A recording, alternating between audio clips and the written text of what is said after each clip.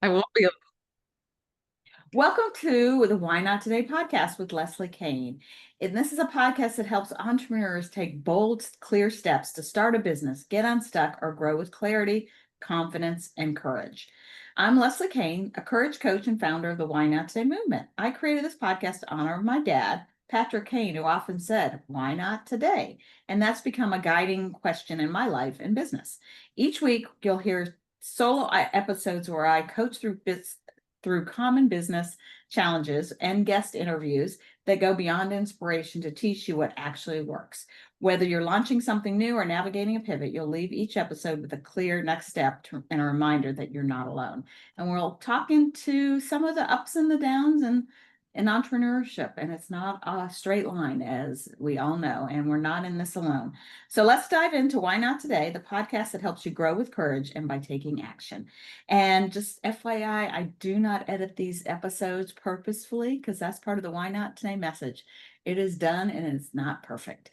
And it's a real conversation. So I'm excited to introduce you to my guest, Debbie Heiser. And Debbie is a new friend that I met just about a month ago and instantly connected. And I'm like, you have to be on my podcast. So, Debbie, why don't you go ahead and introduce yourself and a little bit about who Debbie is? Sure. Thanks for having me on. Oh, my pleasure. I'm an applied developmental psychologist. I used to be a researcher who studied everything no one wants to have or get. And now I look at everything we have to look forward to, midlife and beyond. So I'm a mom, I'm a wife, and I run a business. And I like to play pickleball and take long walks in my spare time. There you go. Is there a fun fact about Debbie that people might not know? I think most people do not know that I'm planning to get another dog. That's a fun fact. Oh, lucky you. Yeah. I have one, and that's enough. Well, I don't have one right now. Oh, you Ours don't? Okay. ours passed away, and so it took a long time for me to get to the point where I'd say I'd get another one. Okay. Well, they are amazing. And I got my dog kind of the opposite way. A friend unfortunately passed away, and I Ah. got the dog. Was not in the cards, and I did not plan on a dog, but it's almost 2 years, and I couldn't imagine life without her. Aw, aw, that's Yeah. sweet. Yes. So, all right. So, Debbie, what does courage mean to you? Courage means stepping outside of your comfort zone to do something that you know is right or needs to get done, even if you think there could be some kind of discomfort along the way. Yeah. And isn't there always discomfort along the way? Yeah, there is. We just need to decide it's going to be there. And you know what? And I often tell people, like, think about it when you're done, anticipate how you're going to feel when you're finished, not the messy getting through the stuff. Yeah, And we were just absolutely. I talking agree. before we went live about I'm going out of town this week, and I could say I'm overwhelmed and I got way too much going on, but I'm not going to. I'm saying, all right, I'm envisioning going to bed at an early time Wednesday night to get up early on Thursday with everything done smoothly, no hiccups in the world. So it's anticipating that it's going to be a good outcome. It may not be easy in between, but it's going to be good. Yes, So that is you important. have a cool, is it a business? Is it a nonprofit? I guess a nonprofit is a business, but let's talk about your courage journey. I know you currently have something called the Mentor Project, which I love, but how did you get into that? And are there some why not today moments in your journey? And those are the moments I always tell people. It's those moments when you're doing something, you remember where you were, what you're doing, almost what you're wearing and how you were feeling, and it made a major pivot in your life that changed your journey. So let's talk Yeah, about those things. Just threw a lot at sure. you. So it was something, the mentor project sort of evolved, but the very moment that I knew that something was going to happen was when um when one of the people who's one of our founding mentors came to me and said, I have a hard time finding mentees. And I thought, are you crazy? You're like world known. Everybody, you know, uses what you invented, which she's one of the fathers, the network firewall. And I was like, why would you have a hard time finding mentees? And he was like, well, I don't hang out with kids. I don't hang out with young people. And so at that moment, I thought, wow, that's wild. And then after that, he wasn't the only one to say that. Others said that they couldn't find mentees. So that pivoting moment was, we have to see if we can get Bill and others who say that they don't have access to mentees in front of mentees, because I did not know at the time what a hardship it was for people who couldn't get connected with mentees. They felt irrelevant, useless, not helpful. And I thought, this is a tragedy that, our most prized library of knowledge is feeling like they are irrelevant. So Yeah. Have you read yet the book? I might have mentioned it, Strength to Strength, or followed that. I Arthur I haven't, no, but I know I should. aligns exactly with what you're talking about. And somebody recommended it to me. And Arthur Brooks teaches a class, I think at Harvard, about happiness, but he also wrote a book with Oprah Winfrey. And Strength to Strength is basically talking about there's two kind of trajectories in our life. One is you're learning, you're achieving your huge aspirations, you're on the rapid or the hamster wheel, basically.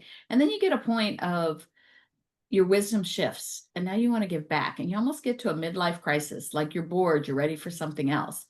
And it's a time to reinvent yourself and to give back. But introduction to the book in one of his stories is he was on an airplane, and sitting behind him, he could, you hear the conversations. This man was talking to his wife, like, I just exactly what you say. I feel irrelevant. I feel like I'm invisible. Nobody notices me.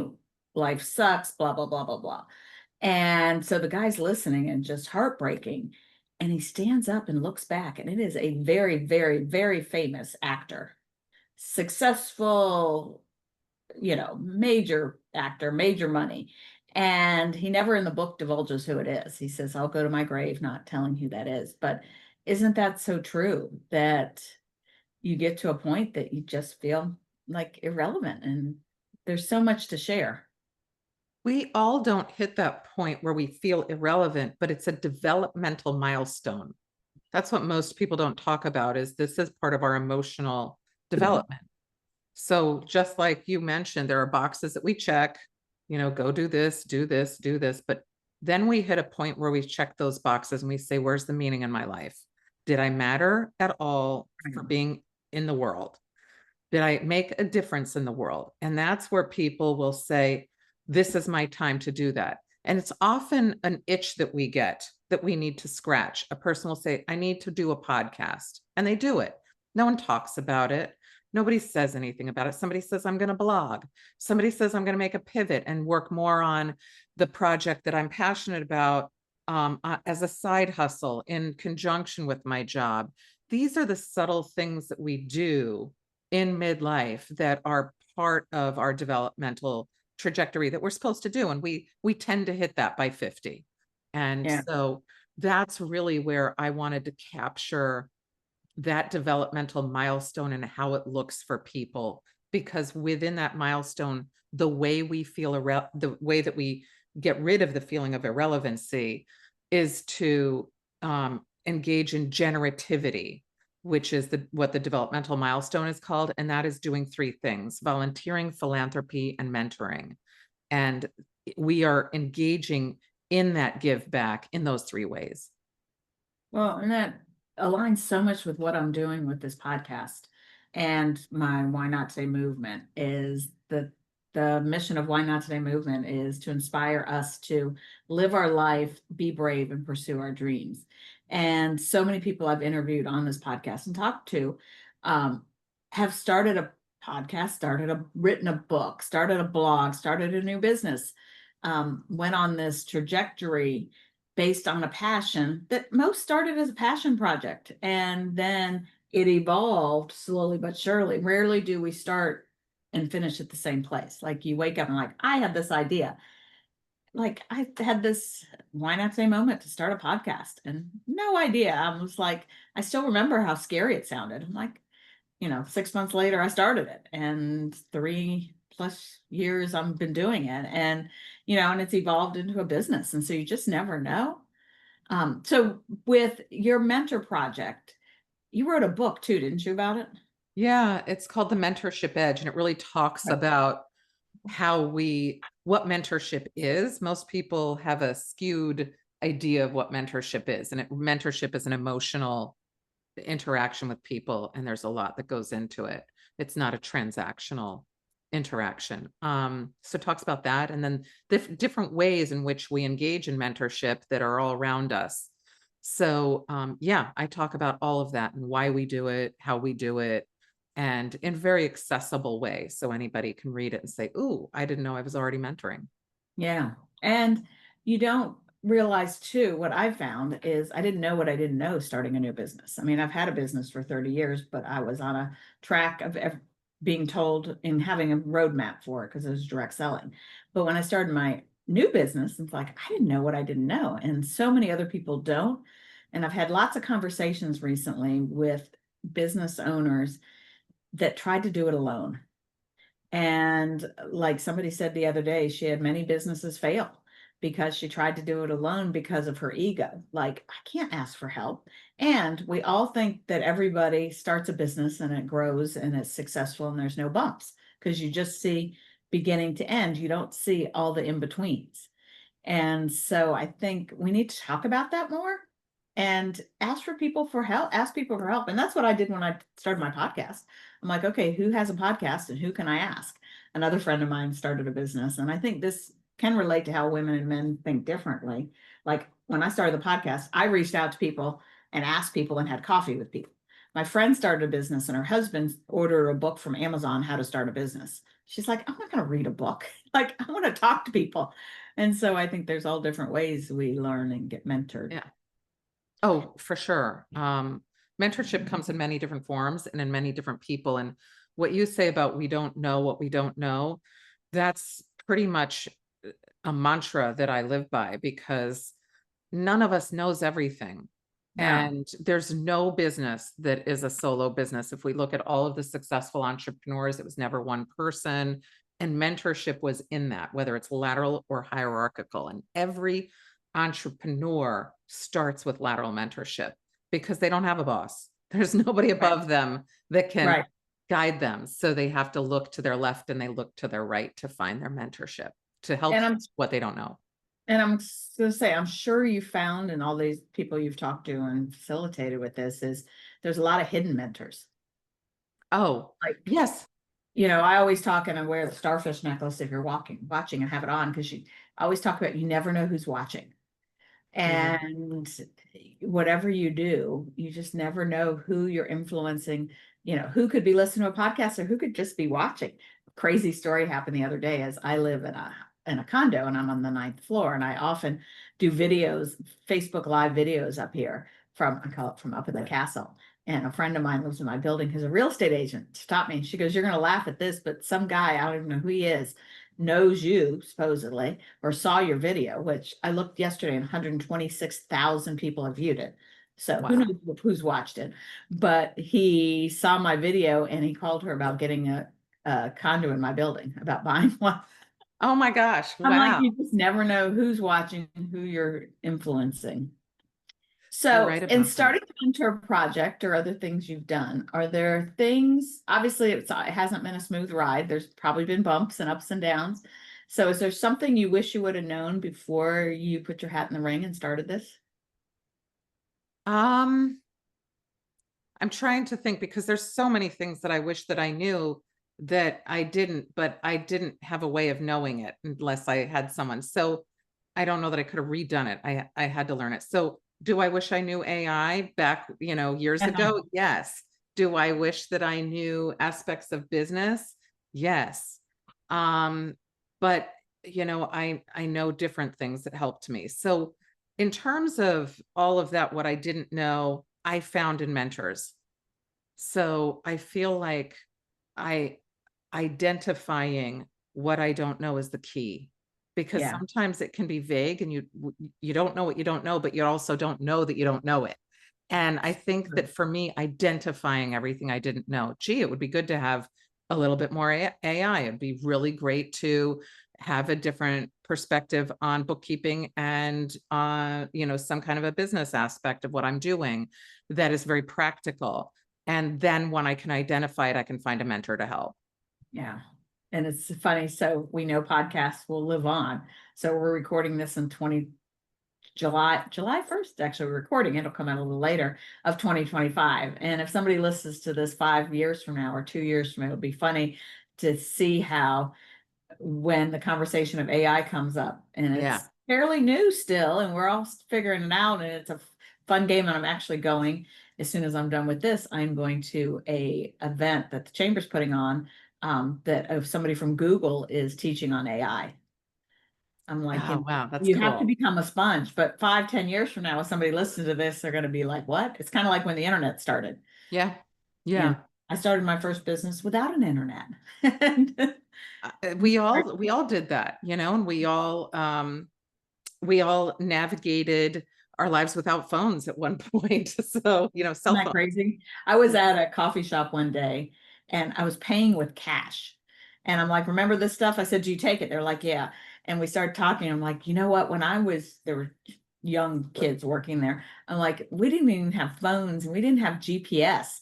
Like, they're like, how did you go anywhere? And I said, and we would go to DC to a bar and meet our friends by arranging it ahead of time. There was Yeah. no I'm here, find me. We would just go. Yeah. They like looked at me like I had 3 heads. Like, what are you talking about, lady? I But know. and things are just moving so fast. So, what is one thing that you're glad you didn't know I'm that glad I maybe didn't stopped you? know how much work goes into starting a company. Yeah. I'm glad I had no idea.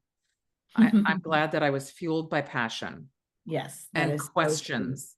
Yeah. I think that I just thought it was solve each problem that arises, as opposed to saying to myself, now that I know what's involved in it, I'm getting ready to start another company. And I'm like, better gear up because Take your I vitamins. know it's going to be a lot of work. Yeah, it is. But the other option of working for somebody else is like, oh, that's yucky for me. Like, Yeah. Or not doing it at all. right. You And know, if you in, can make a difference in one person's life, you've made a difference. absolutely. And if you can also make a difference in your own by answering Right. some of the questions that are there, we all have them, or we all say to ourselves, what would happen if I did this? And we imagine it in our mind. Ooh, what if I took this side hustle and did something with it? Or what if I answered this question that I have? What would happen? And it becomes like a fantasy in our minds. Well, we can do that. We can go down that path if we want. And that's kind of exciting to know that we can do that. What's the worst thing that's going to happen? You'll fail and someone will be like, well, that was a bad idea. But that's the worst thing that's really going to happen.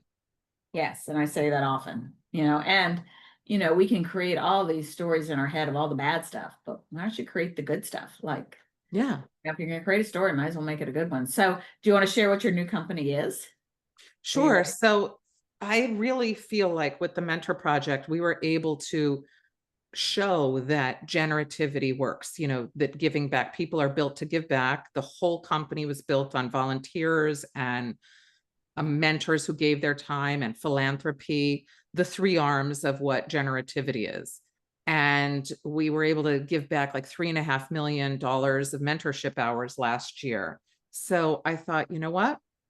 It'd be really cool if we could take that and move it into legacy. So I can't divulge all of the details of it yet because uh I haven't put it out there yet, but it's going to be taking those and showing how we can look at our own legacy and quantify it in a way that we can see the impact that we make in the world, because most people don't know how much impact they make in the world. When I can tell a mentor, hey, you were able to give back $1 million worth of mentorship hours in a year, that feels amazing to people. And that doesn't even count all of their volunteering time, their philanthropy. Every time you round up at a grocery store, you give back to, Right. an organization. So um, I feel very strongly that I'm moving to the next level with what I started with the Mentor Project.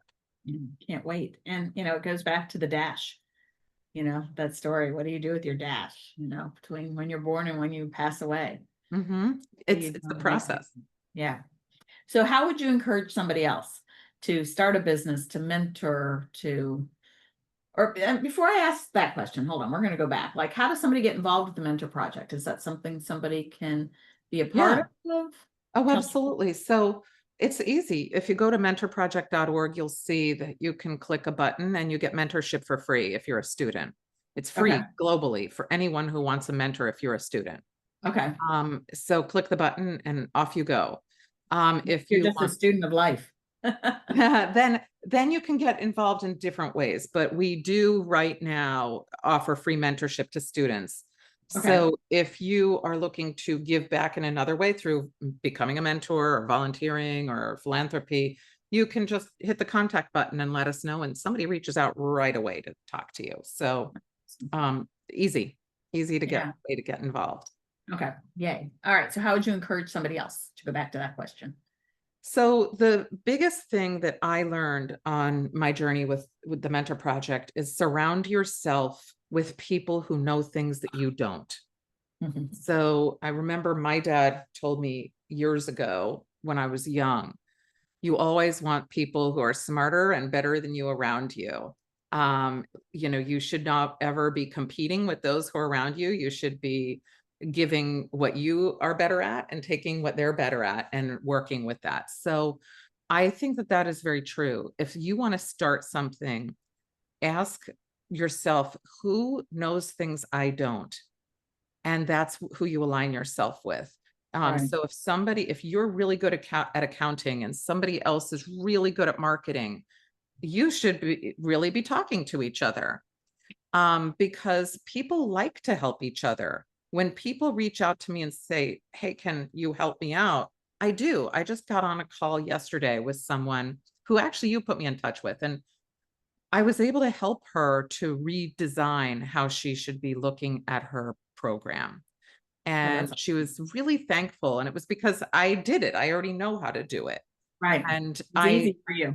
exactly. And in like less than an hour, I was able to tell her how she could make all the tweaks that would make her company run really, really well. Oh, wow. So did I think, oh no, I just gave away something that's valuable that I shouldn't have? No, I was like, good, this is helpful to her and her success does not hurt me.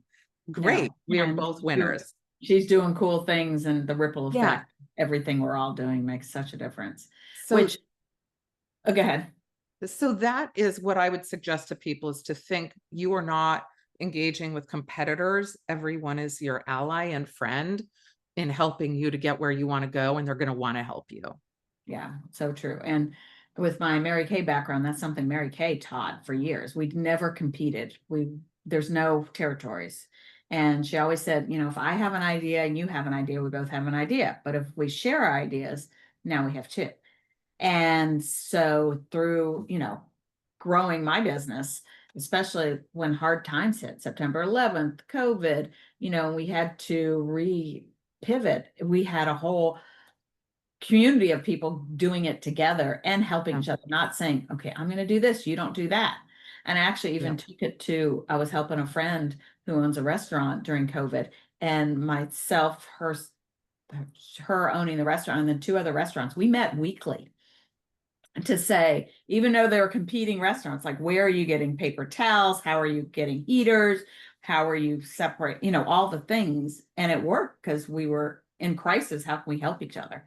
And that aligns with where my heart is. And what I'm just kicking off is Women Taking Action, an inner circle group to surround ourselves with people in different businesses to help lift each other up, to have Yeah. experts to be able to bounce ideas off, have that community, but also have the accountability and the tracking, because I think that's the action doesn't happen. I listened to something this morning. It's like action happens in social circles. Like when you have that It social does. somebody else to say, you can do that. It So, does, because you engage in lateral mentoring. So that's when you are able to see, oh, I can trust everybody around me and I can open up and show my vulnerabilities and what I need. And then somebody else can say, I can help fill that void for you. And absolutely. that's called lateral mentoring. It's when you don't have a hierarchy, nobody's the boss. But that's the most powerful, most impactful kind of mentoring. And it's the most overlooked. But if you look at Steve Jobs and Steve Wozniak, they started well before Apple. They started when Steve Jobs was working at Atari, and he didn't know a certain kind of programming. So he called his friend Steve Wozniak, who was at a different job, and said, hey, can you help me out? And Steve came over after work to help his buddy with something. And that led to Breakout, Atari's first big video game. And then, of course, they went on to do other things. But those little things that we overlook and think, well, I was just helping a friend. Oh, I just answered a question is much more powerful than any of us ever knows. And when we don't acknowledge that, we don't acknowledge our own power. Like I've seen you in action, Leslie, when you're helping out people, getting them to see different ways of doing things. And then, and I've seen this with other people too. It's when we can say, wow, I can do this. I have this power that then we're able to have even more emotional fulfillment for ourselves. And it's when we thank people for doing it as well. When somebody says, thank you for mentoring me, like the person I helped yesterday, she sent me a thank you note yesterday. And then I got to feel like I did help her. I made an impact. It didn't just get lost in cyberspace somewhere. Right. And I think there's lots of things to unpack in there. That one, that when we're able to help somebody, it helps our confidence and our, we feel like, oh, I didn't realize I know this, and this. Like my brain, and you've mentioned this, thinks in systems. And I just thought everybody did. And we all have those superpowers that when somebody's like, how do you do that? I'm like, oh my gosh, it's so easy. Like when Sam Horn for the Clarity Weekend, she reached out to me about a location. I'm like, I just went into event mode, planning the event. And she's like, okay, you obviously have done this before. I'm like, it just comes natural. But then the other thing is, you need to allow people to help you as well. That it gives joy to help people, like you being able to, and I'm assuming you're talking about Carrie. That you being able to help Carrie made you feel good.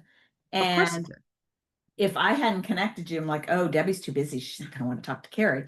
But I often tell my mom this, when you don't let other people help you, you block their blessings to be able to give back. Yeah, it's so true. You're not allowing somebody to get that great feeling. Yeah. And if Carrie's company succeeds, I'll get to feel so good about having that talk with her. It's just, it helps everybody.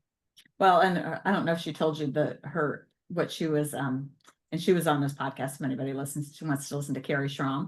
She's got a really cool story. And when she got the job as executive director for this nonprofit, her two jobs, she tell you what they were? Yes, she was in retail. Well, no, her two assignments with this new. Oh, I didn't hear. The boss said, one, you have to change the world.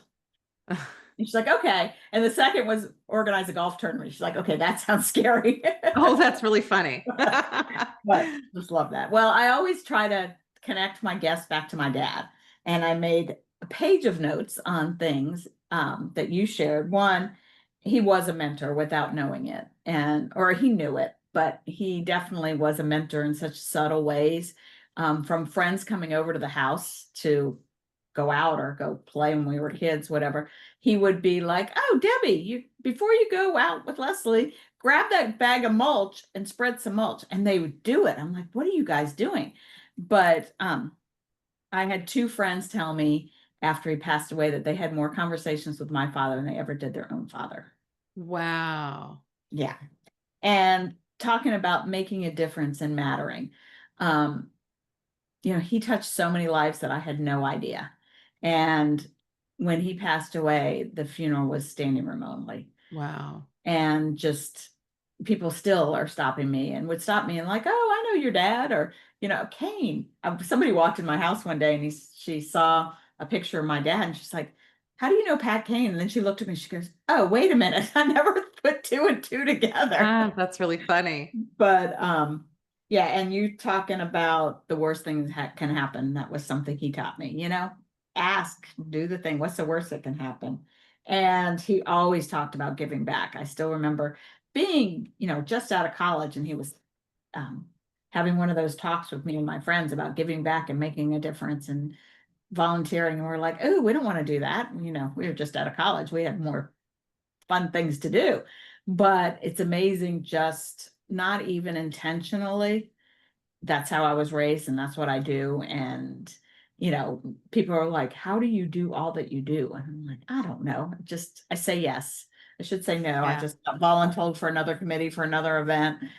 And they're like, people, you have connections, you have ideas. I'm like, I guess you're right. So, but yeah, Yeah. giving back, it definitely makes a difference. And we find time, and you just never know who's in that world for your business when you're giving back.